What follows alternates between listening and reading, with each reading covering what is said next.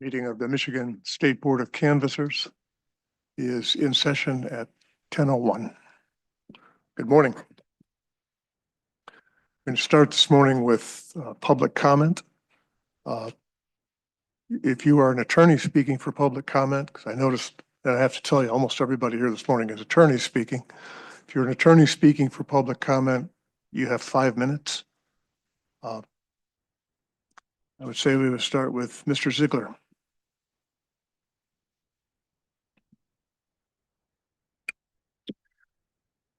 Thank you, Mr. Chairman. My name is Dan Ziegler with the law firm Dickinson Wright, here on behalf of the Coalition to stop the business and family tax hike and John and Jane Doe. My associate, Mr. Charlie Spees, and I sent a letter to the board making 5 points and requesting that the board rescind its prior approval of the Invest in MI Kids petition summary on June 27, 2025. I wanted to come here just talk about 3 of those points very briefly, maybe puts an additional coloring on one of them, and then ask the board to rescind its approval. So the first point is about the switched petitions. And to understand the gravity of the switched petitions, I think we have to go back to how this process is supposed to work. How it is supposed to work is a petition proponent submits a petition to the Bureau of Elections. The Bureau of Elections requests public comment. The Bureau of Elections and the acting director of elections then takes the petition, the public comments received, and drafts a 100-word summary that he presents to the board. The board then hears additional public comments at the meeting and then tweaks the 100-word summary to be accurate and approves it. And almost none of that happened with respect to the Invest in MI Kids petition, partly because they swapped it out. The Invest in MI Kids petition filed a petition with the Bureau of Elections. 7 hours before public comment closed, they filed an amended petition which substantively changed what their petition would do in 2 areas. They thus evaded public comment. They also did not alert the deputy director, now acting director of elections Fracassi, about the change. And we know that because acting director Fracassi based his summary and his analysis on the first version of the amendment, not the second version. Invest in MI Kids, therefore, this board therefore considered a 100-word summary that did not receive public comment and was based off the wrong petition. At the meeting, there was then no public comment. So this petition did not receive public comment either on the front end or the back end, and it did not receive accurate analysis by the director of elections. For that reason alone, we'd request that the board rescind its approval of the 100-word summary and reset it for a future meeting's consideration. A second and sort of related point is the Open Meetings Act violation that occurred at the last meeting. The board was in a rush and it was in a hurry to finish a very lengthy agenda. And in its haste, it did not allow individuals who had submitted a valid piece of paper requesting to speak on an agenda item. And that is an open and shut case, or an open and shut violation of the Open Meetings Act. This board thrives and lives on openness and transparency. And by not allowing public comment on the Invest in MI Kids petition, it violated that duty of openness and transparency. For that reason, too, we would ask that this board rescind its approval of the 100-word summary and reset it for public comment, both on the front end and the back end. The final issue I want to discuss is just the preparation of the 100-word summary. I see that Deputy Director Fracassi is now Acting Director Fracassi, and that's very good because as Acting Director Fracassi, he is now empowered to prepare 100-word summaries for this board's review. But at the last meeting, looking at the agenda and reviewing the transcript, the discussion between Mr. Doster and Mr. Fracassi, it's clear that he was not the acting director. He was the deputy director. And that's a problem because it runs headlong into a Michigan Supreme Court case, which is 361 Mich 150, Detroit Edison Company v. Michigan Corporation and Securities Commission. And that case is interesting because in that case, 3 entities, the Assistant Attorney General, the Deputy State Treasurer, and the Deputy Auditor General, sat on a committee.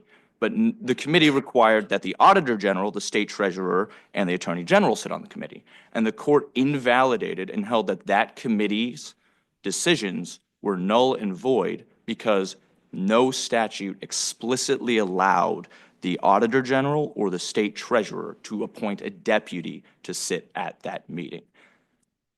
By considering the 100-word petition prepared by the deputy and not the acting director, the board did not comply with the mandates of MCL 168.4A2B, and we would ask that the board rescind its purported approval of the 100-word summary and reset it for public comment. The final point I just want to make is that this is more so on the swapped petitions issue again. That I see in the room, we have Mr. Doster, we have Mr. Brewer. I don't see Mr. Lydell, but Mr. Spies is aware of this issue. The board prides itself on being a board of precedent. There's one rule, it applies to everyone.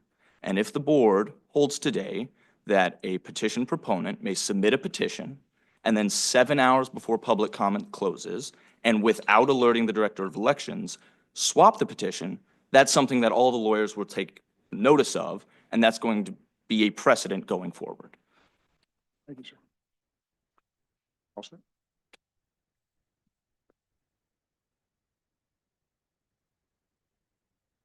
Mr. Doster?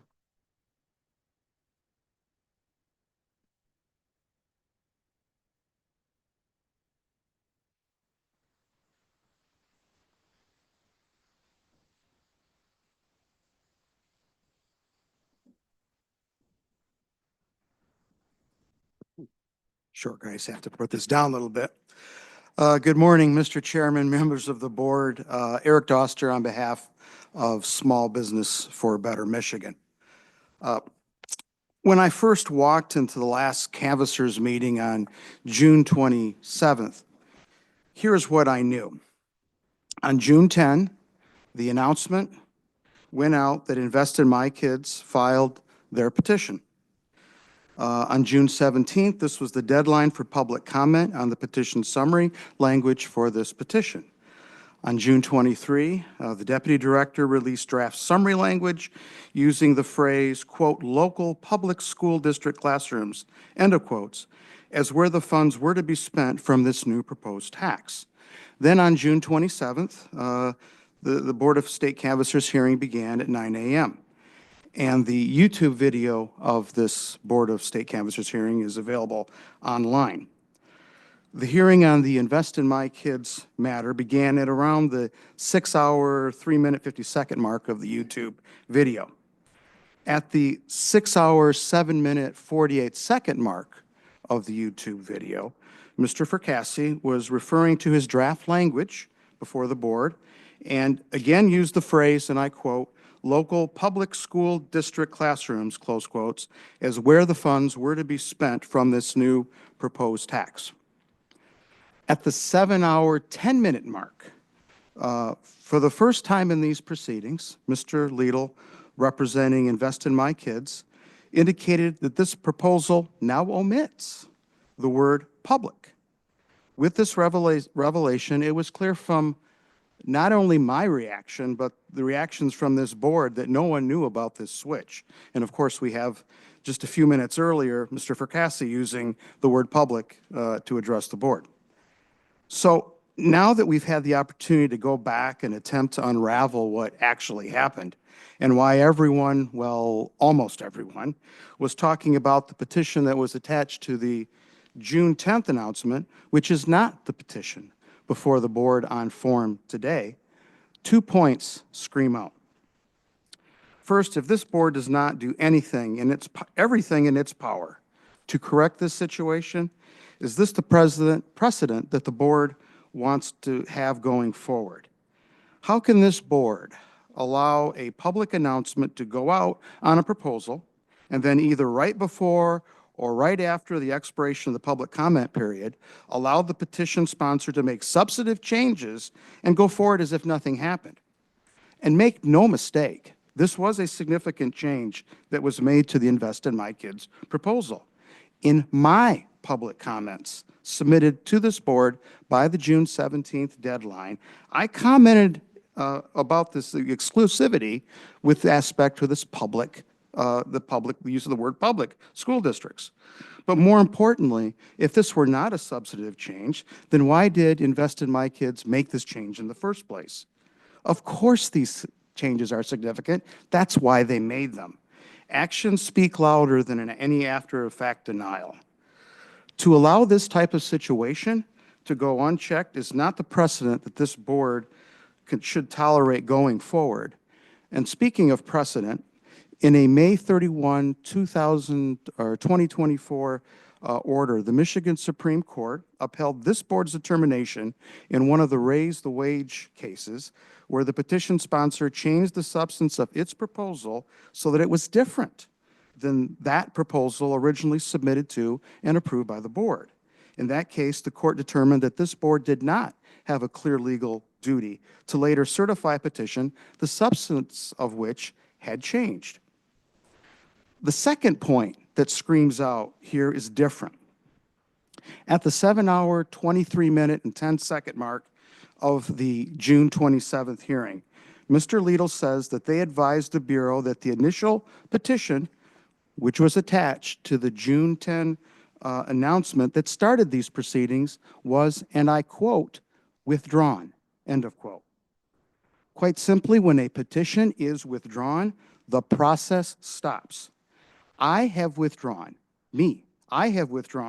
at least 3 or 4 statewide petitions, all of which were before this board for final certification, which is well beyond where we are here today. And the process stopped right at that moment. Over the years, we have witnessed petition sponsors appear before this board and withdraw their petitions right before this board at a hearing. They are well within their rights to do so, and they always have the opportunity to resubmit. In the present situation, if I may just have a few more minutes, Mr. Chair? One? Okay. In the present situation, when the initial petition withdrawn by Invest in My Kids, the process stopped right then and there. And the sponsor was allowed then to submit its new petition, which is certainly in their right to do so. So, to summarize, I urge this board to do everything within its power to remove the dark clouds that have formed over the Invest in My Kids petitions, to the extent that any protection they think they may have by participating in this optional process is simply non-existent based on the present circumstances. 3 things. This board should seek an unequivocal Attorney General opinion about the propriety to approve a petition summary that was not first prepared by the Director of Elections, as I already talked about at the June 27th hearing. Second, this board should protect the integrity of this process by not allowing a public announcement to go out on a proposal and either right before or right after the expiration of the public comment period, allow the petition sponsor to make substantive changes and go forward as if nothing happened. And finally, this board must recognize that when a petition is withdrawn, the process stops right then and there until the sponsor submits a new petition to start the process again, which is certainly within their right to do so. And I appreciate the time and welcome any questions the board may have. Thank you very much, Mr. Doster. Thank you. There are no more slips for general comment. I'm actually going to move on and ask for,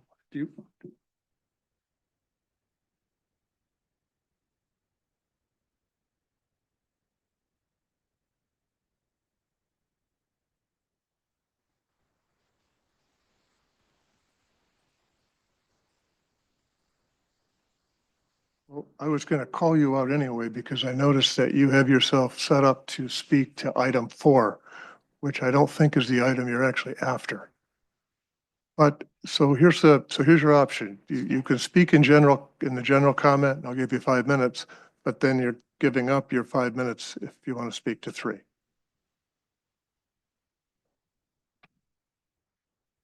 You asked to speak for. There we go.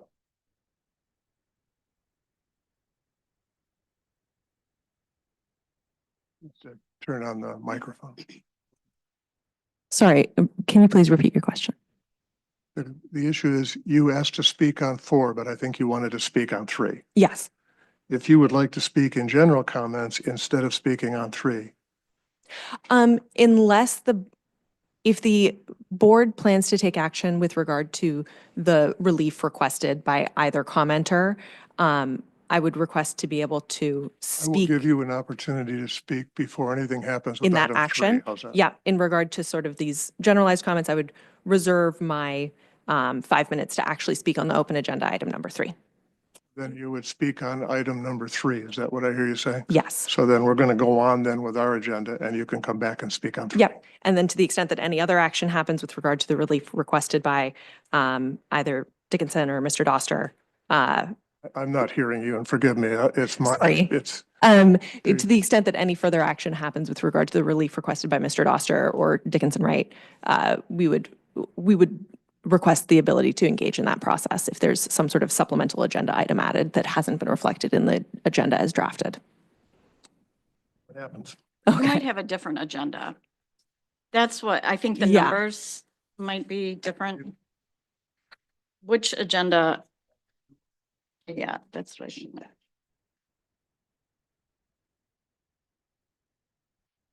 Maybe not. I just picked up the one today. I did not print Oh, a okay. different version. Okay. Okay. It's okay. That's fine. We Thank would, you. I would have let you know anyway. Thank you so much. Okay, so I think we're sorted? Yep. All right. See you in a minute. Thank you.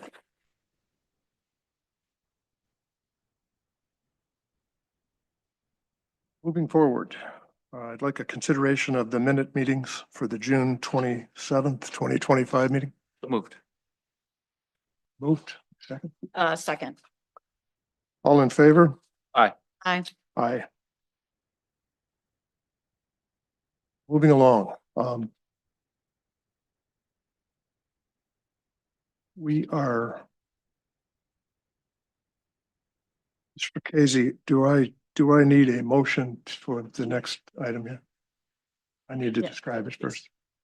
So, yeah, what we are going to do is, relating to Mr. Spee's letter, the board is going to go into executive session, closed session.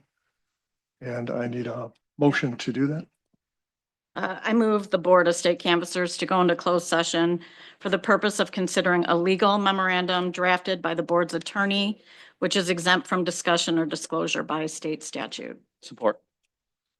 All in favor? No, we have to do that as a roll call, don't we? Mr. Casey, would you do the Yes. roll? Correct. Chair Housekamp, Yes. Member Cummings, Yes. Member Cordes. Yes. Mr. Chair, you have 3 yeas, 0 nays. The motion to go into closed session passes. Thank you.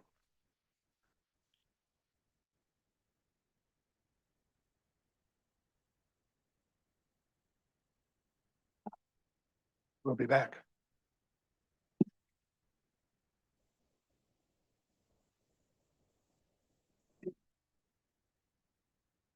Canvassers are back in session. Following the executive session that we just finished, there's an issue that's been raised with the petition for Invest in My Kids being changed and being changed after deadlines.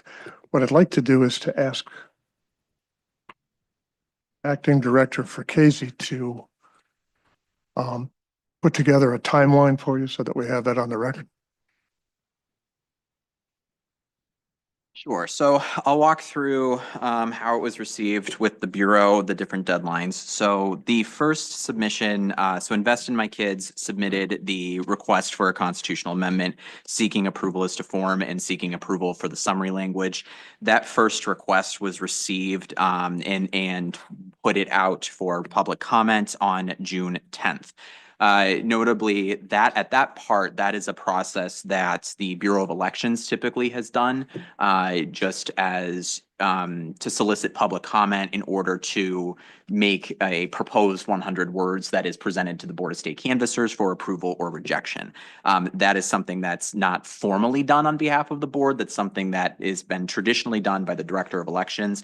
The Director of Elections has done it this way for quite a bit of time. And I'm saying the director in this context because it dates back multiple directors. And it relates also to summary language that appears on the ballot language. We've traditionally put out public comment to use as we make the recommendation. So that announcement went out on June 10th. The petition at that point that was submitted did contain the words public in it. It said local public schools at that point. Subsequently, another petition was submitted on June 16th. On June 16th, the petition language did change. And the language that was sent, sorry, I'm just pulling up the email. In the email that was sent with us, the former petition on June 10th was withdrawn. The exact language says, I'm just going to read the email. It says, on behalf of our client, Invest in My Kids, attached is a revised petition proposing an amendment to the Constitution. This supersedes the petition submitted on June 4th, 2025. That was received by the Bureau of Elections on June 16th, 2025. Public comment closed on June 17th for the petition that was put out on June 10th. In that June 16th submission, as well as the subsequent June 20th submission, which was the final submission, that petition did not contain the word public. That version of the petition did not go online until June 24th, which was 2 business days following the final submission as required by election law. I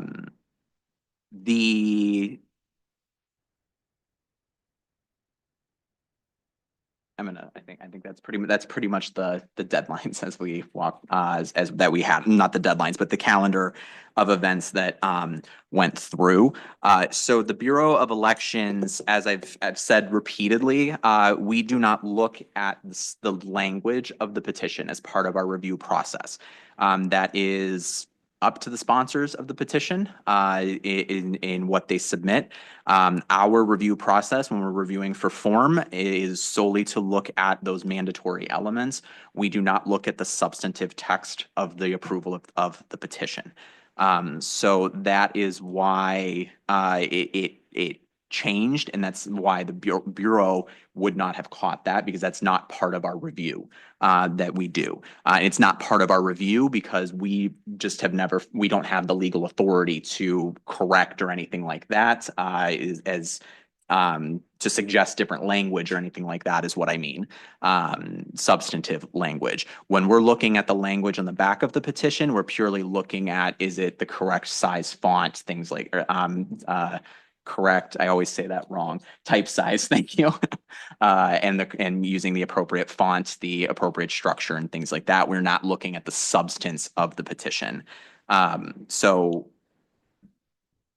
it then became clear at the last meeting that this change occurred. That petition was provided, so both to the public and to the board, but that's kind of the ordering. I don't know if there's any other, I'm happy to answer further questions if we would like, if you would like. Ms. Cummings, do you have any questions for Mr. Furcott? I do not. Mr. Cordes, do you have any questions for Mr. Furcott? No. The submission of petitions for everybody is a process that if this were a religious institution, I would call it holy. I don't know what to call it in a civil institution. But that process is something that everybody has to put trust in, and they have to put trust in all the way through, not even just here, but all the way to the ballot box. We spend a lot of time talking about trust, but much, much more importantly, you folks that are practicing on the bar, and for all of these folks at election, they live trust in the electoral process and in the elections process. And this is just too important to step aside from.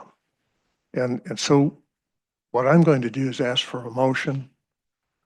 I'd like a motion to rescind the 100-word summary that we approved, to rescind our approval of the 100-word summary that we made in the meeting of the 27th. Do I have a motion? I move the Board of State Canvassers rescind its approval of the 100-word summary for Invest in My Kids approved by the board on June 27, 2025. I further move that the board direct staff to commence the summary approval process for the petition submitted by Invest My Kids using a receipt date of July 10, 2025. second? Yes. This is the part where we would normally vote, but before we do that, Ms. Flowers, I promised you that I would let you speak. And so I'm going to give you 5 minutes, just like I promised.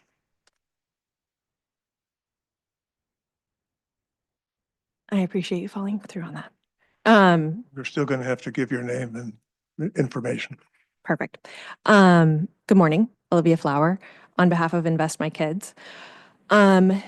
With regard to the timeline that Deputy Director, Acting Director Fracassi just went through, we generally have the same dates with the exception of that June 4th submission rather than the June 10th submission for our original petition. I would note that to the extent we're talking about the legal standards raised by Mr. Doster and Mr. Ziegler, there's been no violation of the Open Meetings Act. There's been no violation of the procedure for submitting that optional approval as to form.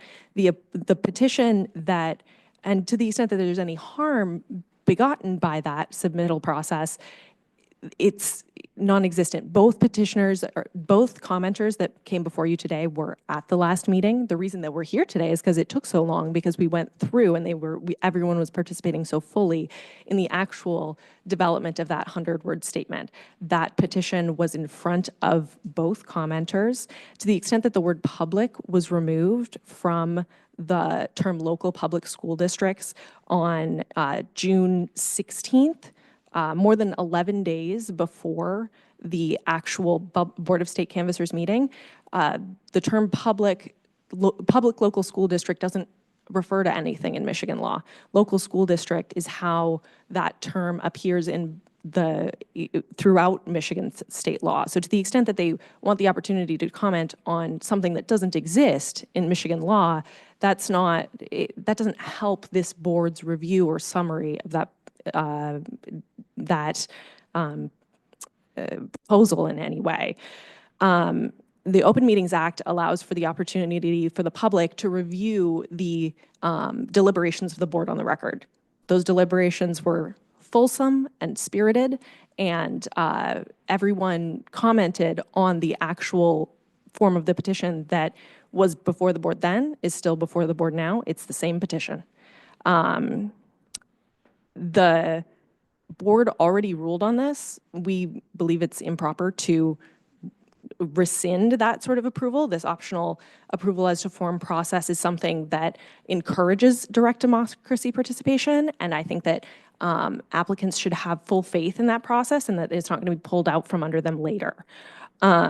So to the extent that this board has any other questions for us with regard to the facts about what happened or our summary of our actual proposal, please feel free to let us know. We're happy and available to answer questions. Thank you for your comments. Thank you so much.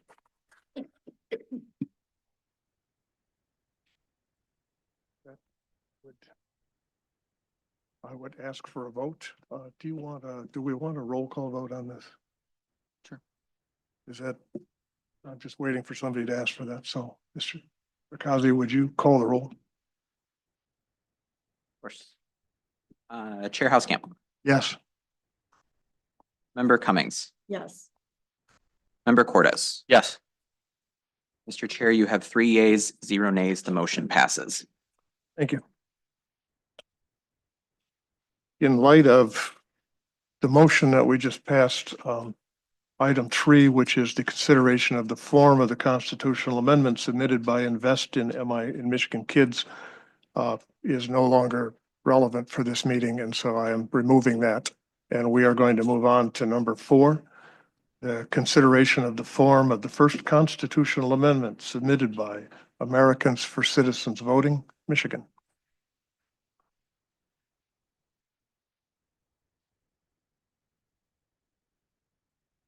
Sir, you have 5 minutes. Good morning. You're David Porter here on behalf of the American for Citizens Voting Michigan. We have nothing to add on this particular budget item and just ask that the form be approved. It's easy. Do you folks have any questions or can we have a motion? I don't have any questions, but everything good on the form? Yeah, so just to be clear, this is the first petition that was submitted that the board considered summary language on. I'm blanking on the date all of a sudden of the meeting. I apologize. Not the last meeting, but the one before that. Yeah. So this is the summary language that the board considered for that. This is approval as to form for that petition. Staff has reviewed it consistently and has determined that it complies with the standards and the requirements. May 16th. May 16th, thank you. The meeting that we had on May 16th. It seems so long ago. I'm good. I move that the board approve the form of the constitutional amendment submitted by Americans for Citizen Voting Michigan with the understanding that the board's approval does not extend to 1, the substance of the proposal, which appears on the back of the petition, and 2, the manner in which the proposal language is affixed to the petition. Support.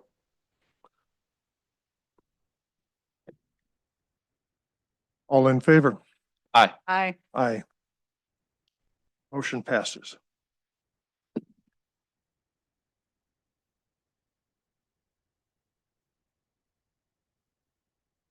Mr. O'Keefe, you are also on this next item, correct? That's correct. So if you would just stay exactly where you are.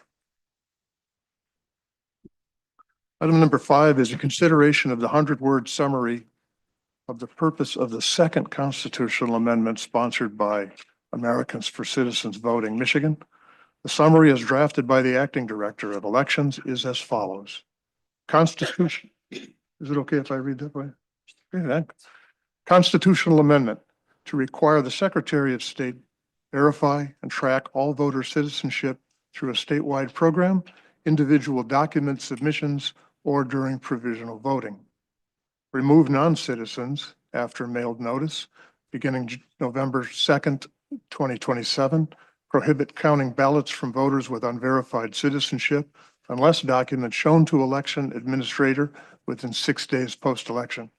For new registrations, require proof of citizenship by showing birth certificate, passport, and/or other documents. Eliminate the affidavit alternative for voters without photo ID. Require photo ID or driver's license or partial social security number to vote absentee. Require state-funded hardship program for obtaining required documents. Subject violations to $1,000 fine and/or up to 5 years imprisonment. The word count is exactly 100 words. And with that, Mr. O'Keefe, you have 5 minutes. David Porter here on behalf of the sponsor, Americans for Citizen Voting Michigan. Sorry about that. Forgive me, I will keep my comments very brief. We thank the board and the acting director for their attention to this matter. Obviously, it's been before the board a few different times in a slightly different form. There was a lot of debate, discussion on this issue in the last few meetings. And we took a lot of those comments to heart, and some of those changes are reflected in this proposal here. We commend the acting director for accurately summarizing this petition, and we agree that the 100-word summary accurately conveys the proposal, and we ask that the board adopt it as is. Do you have any questions? I'm sorry, what, I didn't catch your name. David Porter. Moore? David Porter. Oh, Porter, sorry. So my first question is, are you withdrawing the original then? No. Okay, and can you explain, because I don't understand, partially because I'm new. But I spoke to a few people who've done this for years and has never dealt with a situation where you have one that's been approved and then you submit another that's different. What is the purpose of having 2 different ones? Well, as I said, we took a lot of the comments that were made at the last meeting and the discussion by the board to heart. Some of those changes are reflected in this new proposal, and so it just offers a different alternative in case we would like to proceed with that. So you could potentially be circulating both petitions. Correct, yes. Okay. I still don't understand why, I guess. What's the, I mean, are you going to do some in some areas, some other, I mean, why would you take our comments to heart, which is good, but then not withdraw the one that you're amending. I can't speak to that. Well, can you see where that would give a board member pause? Because I don't understand. Not to the question of whether or not the summary before you is true and accurate. No, I can't understand that. But we've never had a situation as far as, and I might ask someone who's done this for years, if you've done something similar, because I have not seen that. Let me introduce you to Mr. Jacob. He's the head of the sponsoring group, and he may be able to add a little bit more insight. Mr. Jacob, you have yourself also down to comment on this item, so we'll have both of you guys together if you would put your microphone on. And if you would Thank state your name and spell for the clerk. Paul Jacob, PAULJACOB. I'm with Americans for Citizen Voting, Michigan. We have not decided yet which measure we will go with. We're unlikely to do two. We're very likely to do one. This summary that we're discussing is on the measure that we think we're likely to go with, but we have not made a final decision. And by law, of course, we can propose and file as many measures as we would like. And I assure you, two is as many as we would like. But we haven't made a final decision. But But you are saying there will only be one at some point, and you haven't decided which one, or you haven't decided whether there'll be two? I can't imagine any universe in which there'll be two. Okay. But we have not decided which one we'll go with yet. Okay. So I have a few questions moving forward with this one. With some of the changes. So you took out some of the language regarding, let me see here. Bear with me for 1 second. References to state and local elections and federal elections and separate lists, even though some of that was included in the earlier one. And I still feel that information is needed because we are going to have, not only will we have separate lists, we're going to have separate ballots in this situation. So I'm wondering why you removed that from the earlier one. This was the proposal, it's a summary proposal offered by the acting director, not us. No, I'm sorry. I'm talking about the language in the your actual. So the language in either this proposal or the one before you never referenced two lists at all. That was a hypothetical possibility that the board was potentially concerned about, and that's where that language came from. It is still only a potential possibility with this proposal as well. And in fact, it's even more remote because registrants, people applying to register to vote for the first time, do not have to present documentary proof of citizenship at that time, which was true for the other ballot. And so it is still possible for people on the QVF to present either those documentary proof or to submit an affidavit swearing that they are a citizen, providing other documentary proof of citizenship, and therefore comply with federal law. But you did have language in the other one regarding state and local elections and federal elections, which are not in this new one. You're referring to the summary or the proposal? The proposal. I'm referring to the proposal, Okay. and I'm wondering why you took that out is my question. To avoid any ambiguity between those various elections. But I mean, potentially, I know there is a potential regarding the list, but there are going to have to be more than one ballot, correct? You do agree with that? No, we do Isn't that not what's agree happening with in that. Arizona? There are different ballots. This is the Arizona law is not what we have submitted. I understand that, but there are a lot of similarities between it. I looked at it, so. We have built in a process in this proposal that can satisfy federal law. That is at least an issue that needs to be litigated, and no court has determined that this proposal would not satisfy federal law. No court has spoken that much on this issue, period. A lot of this is very new, so that's not very persuasive, but I understand what you're saying. So another issue that between the two that bothered me, and maybe you can help me figure it out, is so the earlier version that we have already approved said that if a voter's citizenship is not verified before the voter applies to vote a regular ballot or applies to vote an absent voter ballot at an election occurring on or after November 2nd, 2027, the individual may only vote a provisional ballot and have 6 days to cure. I'm sorry, this is the new one. Sorry. Your earlier one says that voters who are registering to vote up until December 8th, 2026, or I'm sorry, earlier version requires proof of citizenship when registering to vote after December 8th. This one actually it hits right in an election and doesn't inform the voter. Like the other one said, the Secretary of State must make reasonable, I'm sorry, the Secretary of State must provide notice that citizenship is going to be needed. This one didn't in that section. So I think, let me clarify, it's by the election on November 2nd, 2027, individuals whose citizenship has not been verified through any of the means in subsection 2, those are the individuals who need to vote by provisional ballot.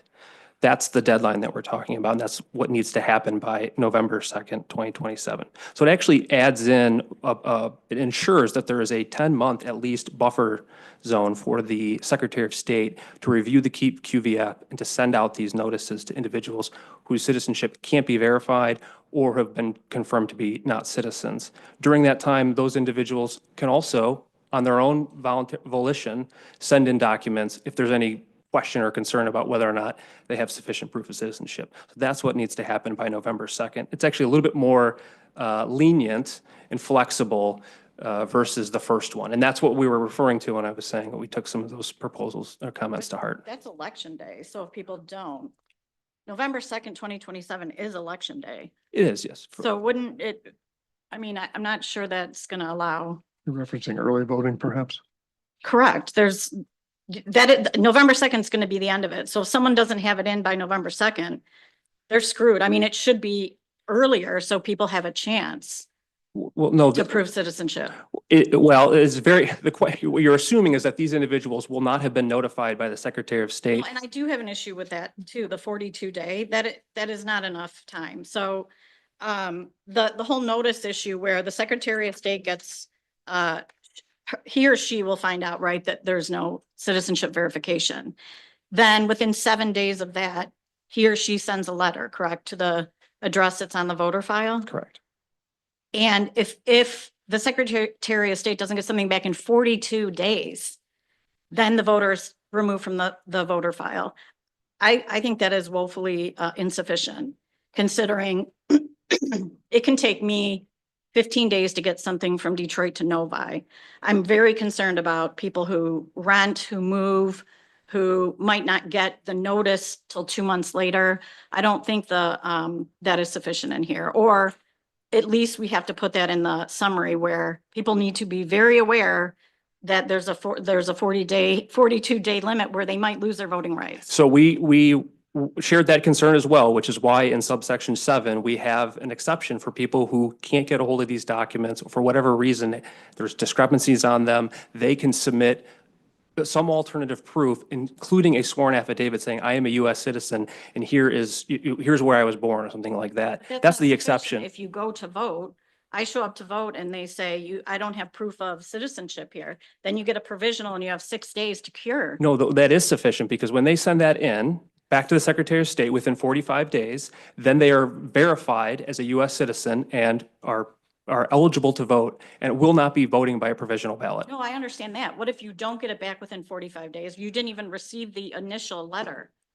That's my concern. Well, there's a 90-day cutoff under federal law, which is to Okay. conform with federal law, there's a 90-day cutoff before any election. That's the first thing. The second thing is 45 days, in our estimation, and I think reasonable minds can disagree on this, Yeah. is sufficient time to get something back to the Secretary of I do State. not. Yeah, But I'm sorry. I mean, I do I think for understand. those of us who are fortunate enough to own houses, who have had stable lives, who've lived the same place, and I've been fortunate enough.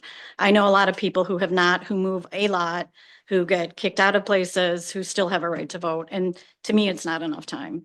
But That's just my opinion. So I would like to see something in the summary that at least makes someone aware that you're on a tight time frame, or you could lose your fundamental right to vote, which is really one of the most important things we have as a US citizen.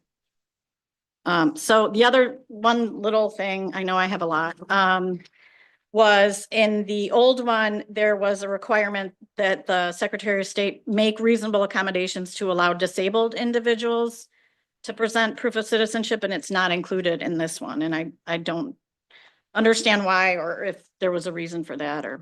I think that's just subsumed within subsection 7, the exceptions. Can you make- Not expressly, I should add implicitly subsumed into that Which subsection is- 7. if you have a hardship, Correct. Yes. but hardship could, okay.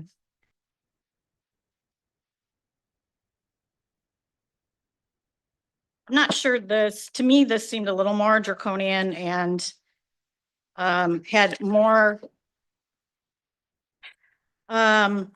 chances where people could, I mean, my main concern is people losing the right to vote. I would hope that's a main concern of you too as well. And this seemed a little more draconian to me. That's just my view based on the few things we've discussed. Let me just check one last thing.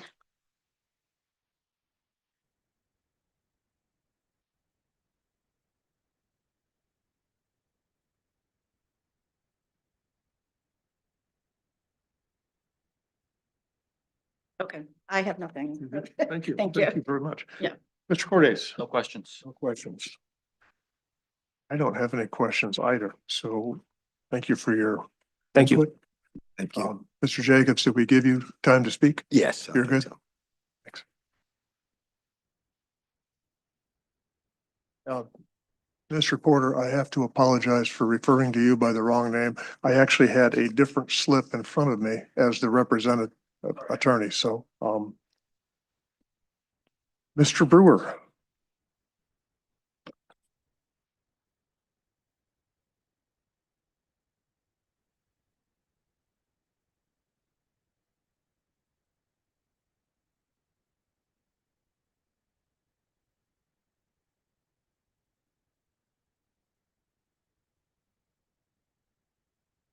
Mr. Chair, Mark Brewer of Goodman Acker, legal counsel to promote the vote action, which is a ballot question committee opposed to both of the proposals of the group calling itself Americans for Citizens Voting Michigan. I first want to raise the procedural issue that I think has already been touched upon this morning.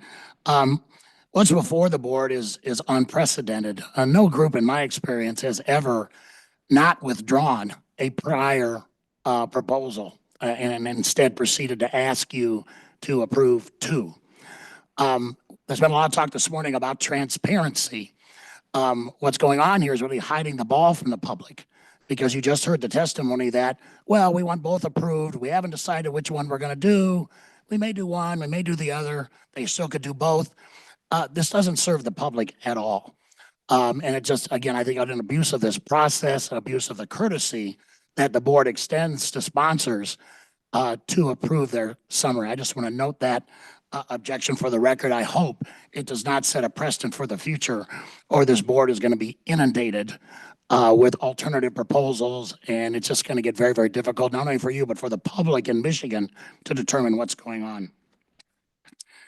As to the substance of this proposal, you have previously heard me testify on behalf of PTVA about our substantive objections. I will not incorporate those this morning. I will not repeat those this morning. I'll simply incorporate them by reference so that I can address the summary.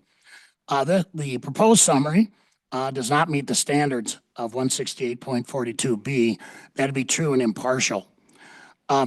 First, and this has already been raised here this morning, although this version of the proposal removed the reference to separate voter lists for federal and state and local elections in the prior proposal, there's still going to have to be separate lists, and the summary must disclose that. People are going to continue to use the federal form to register to vote in the state. Indeed, I would argue that if this proposal comes law, there'll be increased use of the federal form, because the federal form does not require that you provide documentary proof of citizenship. And so you're going to have an increasingly large group of people who are qualified to vote in federal elections, and this proposal can't stop that. And then this proposal is going to affect everybody else in terms of their eligibility to vote in state and local elections. So there are going to be two lists of eligible voters, and I think as Member Cummings suggested, frankly, there's going to be two sets of ballots. For those that can only vote in federal elections, they'll get a federal ballot. For those that can vote in all elections in the state, they're going to get a complete ballot as they do now. So I think that continues to it needs to be continued reflected in the summary. There's also an inaccuracy in the proposed summary. New registrants are not required to present documented proof of citizenship. They can wait for the Secretary of State to verify their citizenship or vote a provisional ballot if their citizenship isn't verified by the election, and then use the 6-day cure period. The language in this petition is particularly confusing and convoluted on this issue. The entire petition is that way as well, but this is particularly bad. As you work your way through this, there are really only two ways to verify citizenship, not three. The voter can present these documents before, on, or within 6 days of an election, or the state verifies citizenship. That's an accurate summary of what this is, and I think you can actually save a few words in the summary. To make these and other points, I'd like to share an alternative summary and work my way through it with you. May I tender an alternative summary, Mr. Chair? 5 minutes, you're good. You got 1 Can you minute give me, left. Oh. Can you give me a break while I hand it to you? I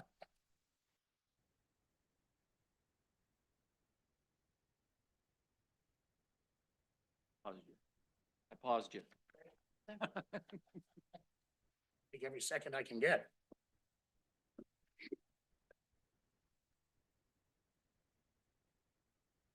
Save time, I won't read it. It is 98 words. This version removes the second clause of the proposed summary because it is redundant of existing law, and the board's practice has been to focus summaries on what is new. Clerks already remove non-citizens from the QVF when they find them. And state law, statutory law, already requires clerks to give notice to voters when they are removed. So you can use those saved words to provide other information about the proposal.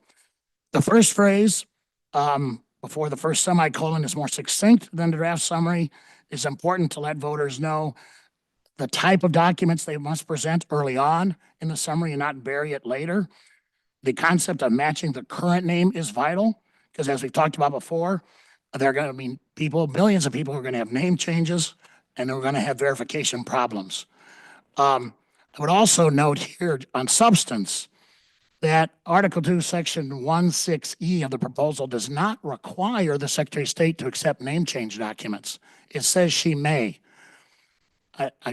Again, I think reflects very serious drafting problems with this proposal. I can continue if you'll grant me another minute or two, Mr. Chair. Another minute. Thank you, sir. Phrase 2.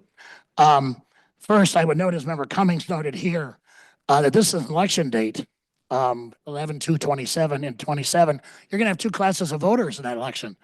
Voters who vote early or vote by absentee ballot before that date are not going to be subject to this requirement. But on election day, if you show up, you are. It seems to kind of have a real equal protection problems, but that's a substantive comment. But again, this phrase we think is pithier than the comparable phrase in the draft and tells voters in plain English what's going to happen. They're going to be disenfranchised. Phrases 3 and 4 are the same, Mr. Chair and members of the board. Phrase 5, which begins necessitate separate statewide voter registration file, is the major change that I adverted to earlier. It needs to be continued in the summary as it was found in the first summary. And finally, in the last two phrases, we just made one change. It is violators who are subject to fines and imprisonment, not violations. And I think we need to make that clear. In sum, we think this alternative summary is more accurate, more thorough. We urge the board to adopt it. I'll be glad to take any questions. And thank you for your indulgence, Mr. Chairman. Mr. Cordes, do you have any questions? I do not have any questions. Ms. Cummings? I do not. No questions, but I would like to just, the point that you made when you first started out your discussion, your period. You made the point of the threshold we're crossing by having multiple petitions for the same thing submitted. And Mr. Fracassi, I've heard your responses on that in conversations we've had as well. That just to note that I agree that having multiple petitions is very unusual. So thanks for bringing that out. And Well, Mr. Chairman, unprecedented, and I'm very worried about what's going to happen to this process going forward. I've been practicing before this board since the 1980s. This process is newer than that. But I have never seen anybody, and I would not advise my clients to do what is being done here today. I just think it's poor practice and doesn't serve democracy to hide the ball in terms of what proposal a group's going to circulate. thank you for your time. Thank you, Mr. Chair and members of the board. Before we're going to do general comment as well, but before we do, I have a question. Mr. O'Keefe, you are an attorney, correct? You are, but you are only for number 6, which is the form. Well, there's some confusion as to which one you wanted to speak to, so. Do you want your 5-minute to be here? Okay, then I'll bring you back up. All right, good.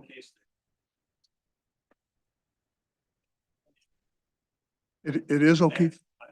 Yes, that's okay. Of course. There we go. We have a couple of general comments requested. Shelley Lake.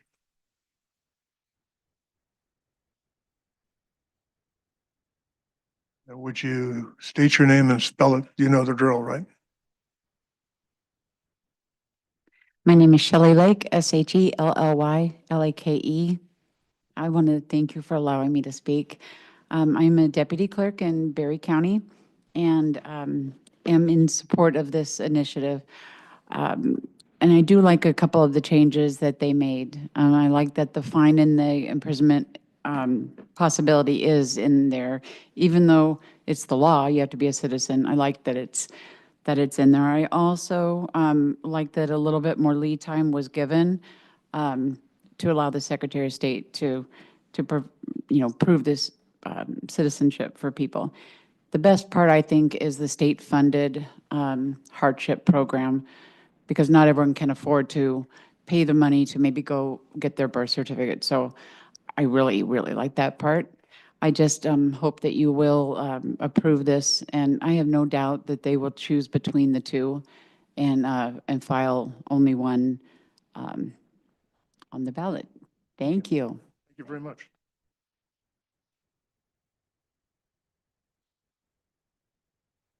Your review timing was perfect. Darlene Hennessy.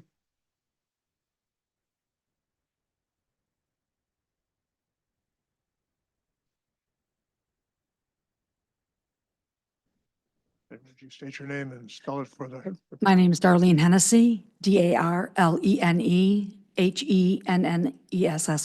I'm here speaking on behalf of Michigan Fair Elections Institute and Pure Integrity Michigan Elections. Thank you for the opportunity to speak.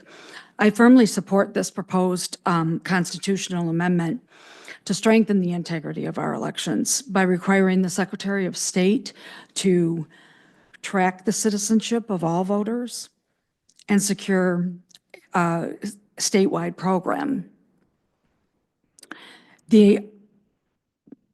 Sorry, my printer didn't. I have to read off my phone. I'm not following this well. Okay. This ensures only eligible United States citizens will be able to participate in our elections. It prohibits the counting of ballots from citizens who cannot verify their process, the proper documentation. It will restore more trust in our elections. There's been a lot of problems lately of people not trusting elections. And so we just think that this proposition would be something that would restore trust. Thank you. Thank you very much for your comments. Mr. Jacob, I'm going to invite you back up here to make your own comments. And also point out that you are the sponsor of the petition. Is that correct, sir? Yeah, I'm part of this. This is yours. Okay, Kurt O'Keefe is our treasurer, but okay. I think Yes. you've already stated your name and I think you're okay there, but yes. I would just say, I think the 100-word summary, we could pick at this word or that word. I think it's accurate. This idea that there'll be two lists, I think is made up. We've made changes that make that not likely at all. And I think the idea of deciding to put into a summary what we think will happen in the future if there's litigation is a fool's errand and is not what these summaries should be. They should be what the measure does, not what somebody thinks might happen because it passes. And in the interest of time, I'll just close by saying in Michigan, in 2024, there is absolutely no doubt that non-citizens were able to vote. The system did not work. We ought to be able to verify whether someone is a citizen in order for them to vote. It's not rocket science. It's not always simple, but it can be done. And I believe this proposal is the best proposal yet made to do it. thank you, sir. Stay right there a second, would you? I'm gonna, because you are the sponsor of this petition, if it's okay with you, I'm going to invite my colleagues to, if they have any questions, to ask you this. Do you? Ms. Cummings? No, I don't. You do not. Mr. Cordes? I do not. Look forward to hearing Adam walk us through his 100-word summary. The, I think that we're good then. I have no questions for you either. Thank you very much. With that, Mr. Ghazi, would you walk through the summary? Happy to. So, I'll kind of walk through why, and then I'll respond to some of the things that I've heard as well and kind of in some thoughts. So I'll work my way through clause by clause, because I think that's an easier way to kind of go through it. So that first part, with requiring secretary to verify and track voter citizenship through this program, as I read the constitutional amendment, section 2 in the constitutional amendment specifically says you have to verify citizenship one of three ways. First being that the Secretary of State administers this citizenship verification program, in which we're looking at specific records in order to prove it on our end. And then the second way is if an individual voter does provide proof of citizenship to an election administrator, being like it could be our office, it could be a local clerk. So that was why so that's kind of that piece there as well. And then the third is during this provisional ballot period, where if somebody does not, if someone's citizenship has not been verified and they have to vote a provisional ballot and they provide their documentation during that provisional ballot period, then that's that way of verifying citizenship. So it's those three ways as I read that subsection 2 in the proposed constitutional amendment. The next piece regarding the removal of non-citizens after a mailed notice, I do agree generally that the practice is to not include things in the summary that we've already discussed. The reason I kept that in specifically was because it intertwined with this verification program. And so to me, I was looking at this as a new requirement in that sense, because what I read the constitutional amendment as requiring is the secretary has to administer this verification program. If we, during the course of our review, if there is an allegation that somebody is not a citizen, if we've reviewed documents, we can't prove it, then we have to mail them a notice saying basically, we're removing you, and then you have that 45-day period that Member Cummings was talking about to respond to that. So relatedly, I don't interpret the constitutional amendment as requiring the secretary to mail notices to everybody, period. Like if we haven't verified it, but so I think that notice period is limited, or that notice is limited to if we've removed it.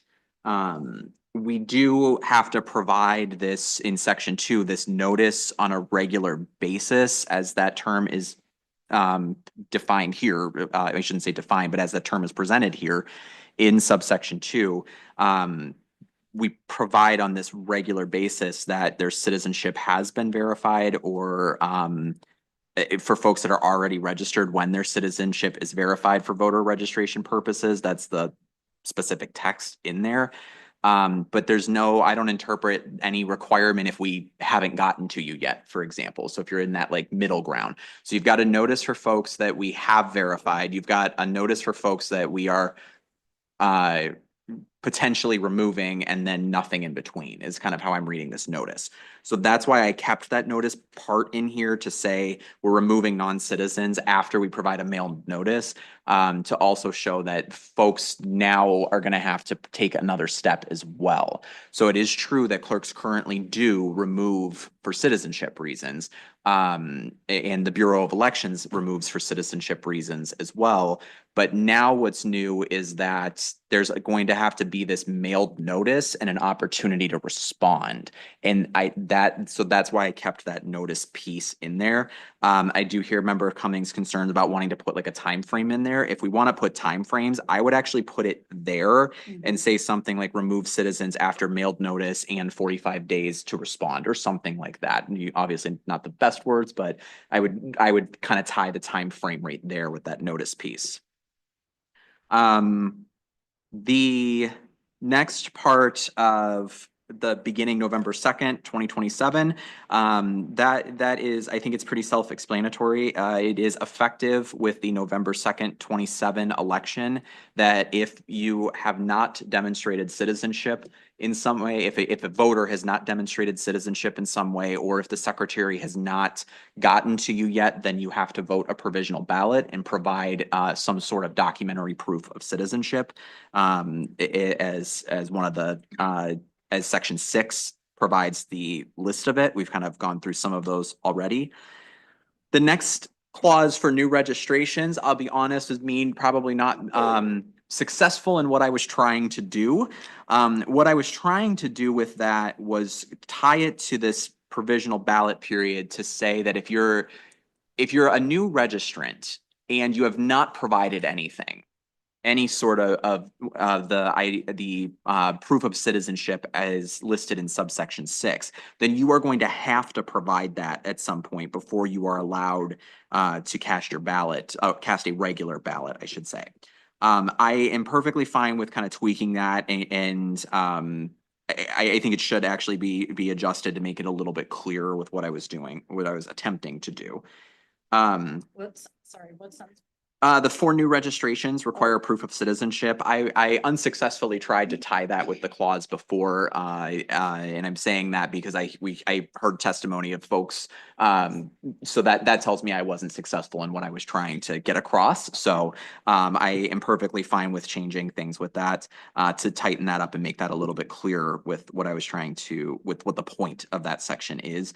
The point of that piece is to say that in order to prove citizenship, you have to provide one of these things, period. So I think you can drop the new registrations, the 4 new registrations, and just say the rest. If you want, you could move that up and say we have to provide this citizenship program, and that includes providing proof of documentation in some manner.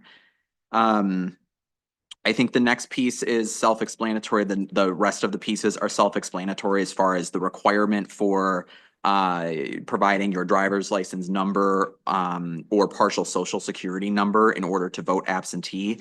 Again, we kind of phrased it that way. I kept this phrasing from before because it's all steps of the absentee process. Do you have to provide some sort of identification requirements? And then same or a copy of the driver's license itself, your photo ID. Or some other election ID that meets the requirements. And then same with the next two with requiring a fund hardship program and then subjecting violations to the penalty. So in terms of some of the comments that we've heard, so I've kind of addressed that notice of removal piece. And I also addressed that new registration piece.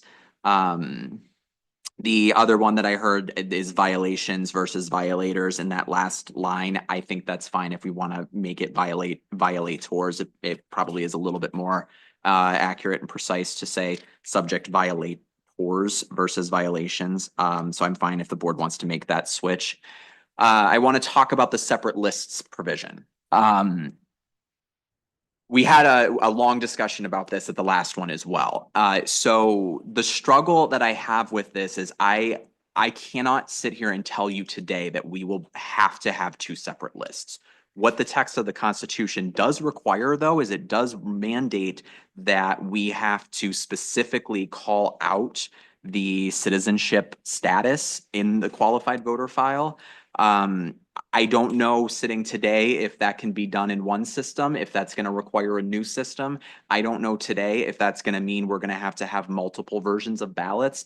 I don't know if there's going to be a change for tabulators that would allow, or I don't know any of that piece. So that's why I still struggle with putting anything in there that says like mandate we maintain separate lists or mandate two separate ballots or three separate ballots or whatever the number is for that reason, because I don't know what is going to, how we would implement that requirement. But that is why I retained the track citizenship at that beginning, because we did talk about that last time and kind of settled on it would require us to track citizenship in the qualified voter file. So that's why I kept it as verify and track all voters' citizenship through a statewide program. I think that is pretty, that's all the comments, I think, and the suggestions that I heard on substantive with the summary language. So, but with that, I'm happy to answer any questions or hear any suggestions or anything that the board would like. So one thought with the tracking, the two lists or, you know, the issue with, oh, sorry. So the original summary had language saying, document citizenship, hold on. Oh, yeah, remove non-citizens and track separate eligibility requirements for federal and state local elections. That was in the old one, which I do think might solve that issue. Yeah, we can tweak if we can. I think it is still accurate to say track eligibility because of the kind of the existing state of the law. And that is also what the Constitution says. The proposed amendment, excuse me, says. So I tried to do that just by moving it up to the beginning, just to say verify and track citizenship. If we want to add some words there, I think we probably could, but obviously we're at 100, so something would have to come out. I just think it is going to cause two separate, if someone goes in and registers via the federal form, that isn't going to be sufficient for the state to be eligible to vote. So there's going to be a separate, whether it's a list or there's definitely going to have to be something separate. There has to definitely be some sort of separate flag. Right. In some capacity somewhere. That is mandated by the plain text, Right. to be honest. So I think it is accurate to say that there has to be some sort of tracking in some flag. Yeah. Like I said, I don't know that the details, like the specifics, if that would mean a whole separate quote unquote file or what. It almost seems like based on the text, we wouldn't be allowed to do a separate file. We would have to somehow like track this in the qualified voter file as well. So I don't know if that answers your question. Yeah, Okay.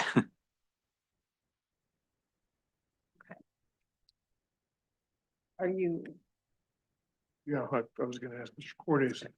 No, I mean, we've litigated the list thing at length, and I have also went back and look at, we landed on that language of separate eligibility requirements for federal and state elections. I obviously know, it'd be very tough to add that into here. If there was a way to do that, I would be fine having that added in there rather than I vehemently opposed to putting in, lists and confusing people with lists, but I do think that when we added that in, that was a clear way of defining that there is some separate tracking that occurs there. So I don't know if there's a way to condense that down even more, but I would be fine if that would, I think, if that helps you get there, and by adding that in. I think there's some things we can delete. I mean, if we start moving stuff a little bit. I think we can. It seems to me that if this is on the ballot and this passes, it's going to have a significant impact on local clerks, county clerks, township administrators, not to mention the election workers at the ballot box.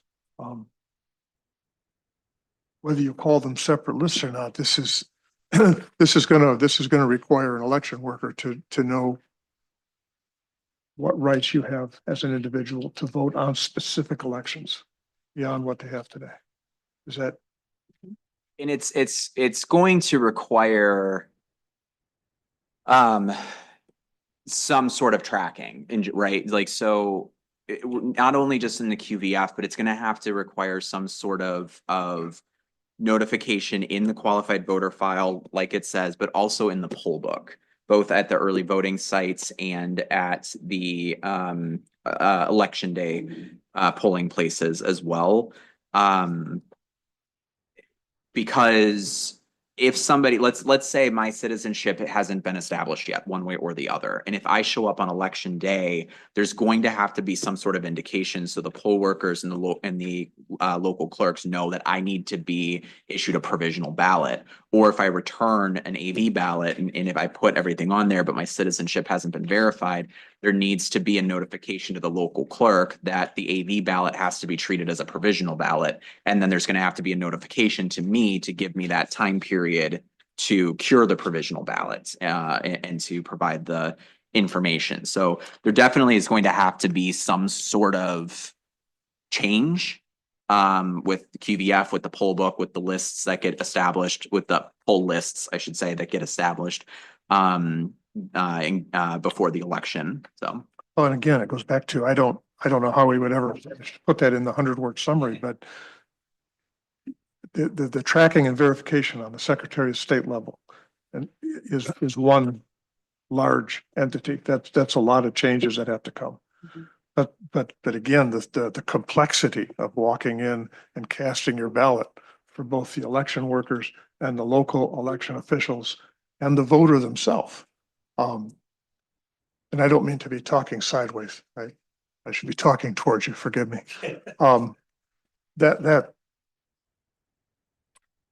There's no room to put that in a 100-word summary, but I think that's also very relevant to what we're talking about. Yeah, that's why I think it's important to show there's two, whatever language we land on, which if we've already agreed to the earlier phrase, I don't see why we can't include that. There is definitely going to be a change for election workers and vote for everybody involved in elections and voting.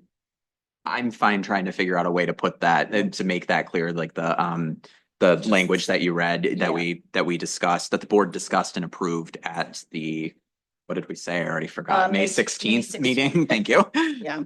Yeah, and trying to figure out a way to add that in. So if we're going to move forward now, we're going to work with what edits here, what revisions to put in the 100-word. Do you want to go back to the way we did this earlier and break this actually into sections and just approve off the sections we know we want? Or do you want to take it top down? How should we approach this? Would it be helpful if I try to take a shot at like adding in, I hear the 45 days, trying to figure out a way to add in timeframes and try to figure out a way to add in back that tracking requirement? Would it be helpful if I what did if a draft of that first, or? suppose if we took like a 10-minute recess, because I think some folks need to do that anyway. If we took a 10-minute recess, would that give you enough time to weasel words some stuff? Maybe. How about if we try it? We'll find out. We're going to recess for 10 minutes. Take 30 seconds, I'm sorry, 30 seconds. Comment. 30 seconds before we go into recess. Yeah. Does this have anything to do with, Yeah, Kurt O'Keefe, Treasurer, American Citizen Voting, Michigan. Just in terms of, there's no objection to, Mr. Burr pointed out, putting permit instead of require proof of citizenship, and no objection to violators instead of violations. And in terms of multiple petitions, I would point out that the board has already approved 2 separate citizen-only voting petitions. It is an anomaly, and it's something that is not ideal from anyone's point of view. But the idea that this will open floodgates, I think is beyond far-fetched. we're going to go into recess until, we will, Two different groups, not two from the same group, right? What am I missing in what you're saying? When you say 2 separate ones, that was your There's group 2 and a different group. I understand that. So in the law business, I would say that's a distinction without a difference in terms of the points were raised that there's more than one citizen voting that's already been approved. So as far as it's confusing the voters or doing this or doing that, I think that in the end, no matter what happens, that there will only be one of the 3 that have been submitted that will actually happen. It just makes no sense otherwise. So I don't envision that it would happen. we are in recess until 12:05. Thank you.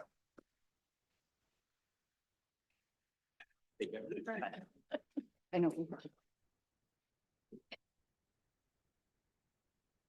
Mr. Acting Director, would you read the new 100-word summary for us?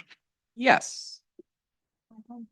Yes. Thank you. Trying to find my pen. Sorry about that. All right. You want to use mine?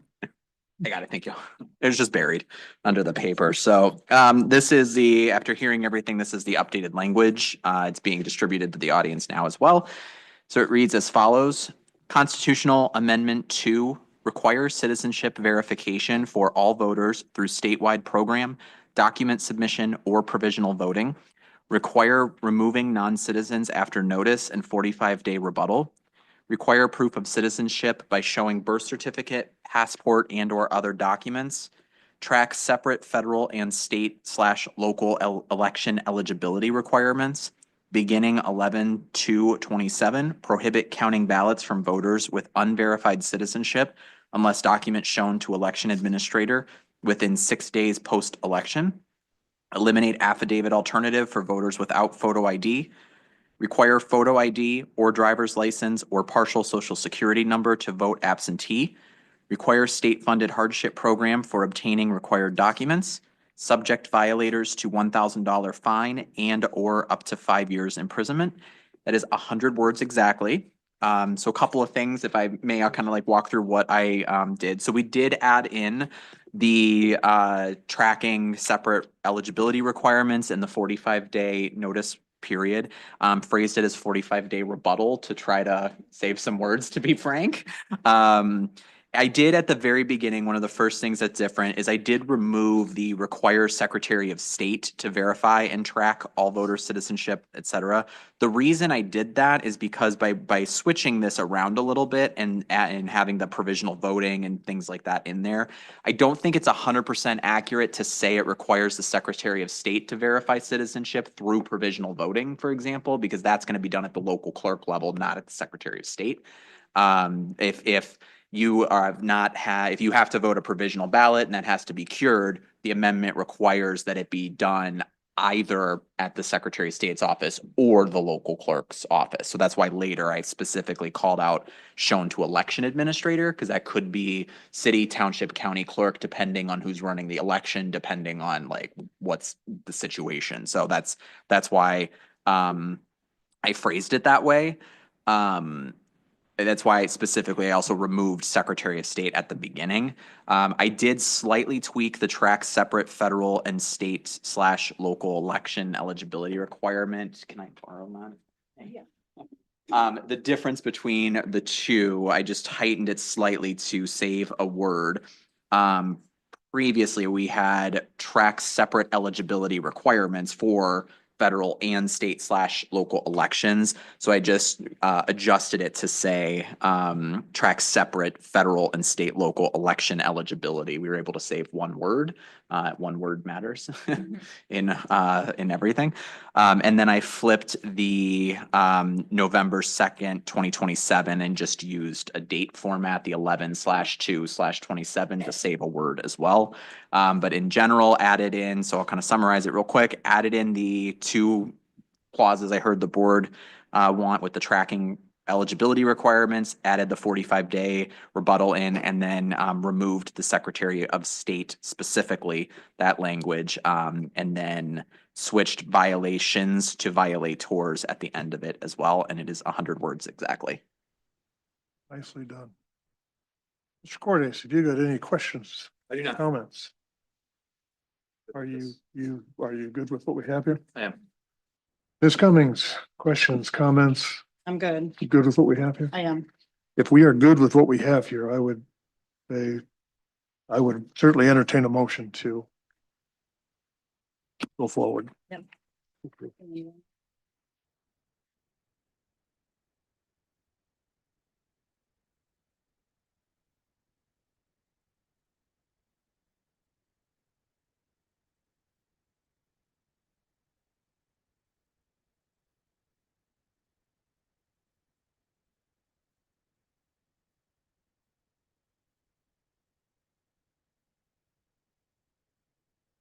I move that the Board of State Canvassers approve the summary of the purpose of the constitutional amendment sponsored by Americans for Citizen Voting, Michigan, as drafted by the Acting Director of Elections and presented by the Acting Director on July 10th, 2025.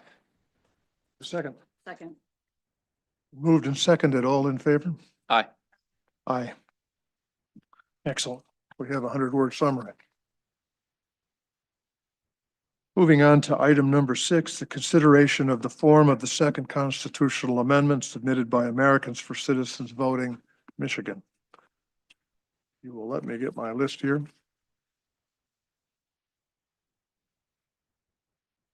Mr. Porter. Thank you. We don't have any extended comments. We would just ask the board to approve the form subject to the replacement with the summary language that you just approved moments ago. Nothing else? Okay.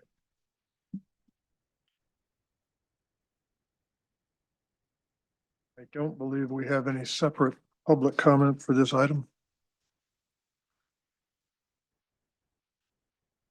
Mr. Jacobs, you don't need to. All right, excellent. And Mr. You have reviewed you've reviewed the form. Yes, staff has reviewed the form. Again, same caveat I always give, we don't look at the back with the language for approval as to form, but obviously this one has changed from the petition that we previously approved the form of in agenda item number 4, as well as a summary. So this would be conditioned upon, the form approval would be conditioned upon replacing the summary language at the front of the petition as well as the backside of the petition as well. Beyond that, staff has reviewed the other form requirements and determined that it met the requirements and the standards. Perfect. Before we move on this one, though, I'd simply like to, for the American for Citizens Voting Group, 2 petitions is, I think I'm speaking for conversation we've all had up here. Doing 2 petitions for the same petition is not a practice that should even come before this board. So I mean, I'm kind of calling you out a little bit on that. I think you understand that. We don't want to become the Walmart of petitions. And the precedent you're setting is a dangerous one. It's not a good one. That's why I'm having this conversation with you. There's no chance that you would consider recalling one of them, is there? Not today. Not today. You know, we're having a meeting next week. Hey, so much fun. You're coming back next We're coming back next week, but I would seriously urge you, just as having 2 of them out there does not set a good example for the petition process. So now the other comment I would make to you is our appreciation, because it looks from your second one like you took some of the commentary and some of the conversation that we had, and you took it to heart, and you actually crafted your second petition with consideration for that, and so you have our thanks for that. It's highly likely that concern will be met. If they find appropriate on the two petitions. Okay, How's that for a lawyer? I like that answer. That's a good lawyer's answer.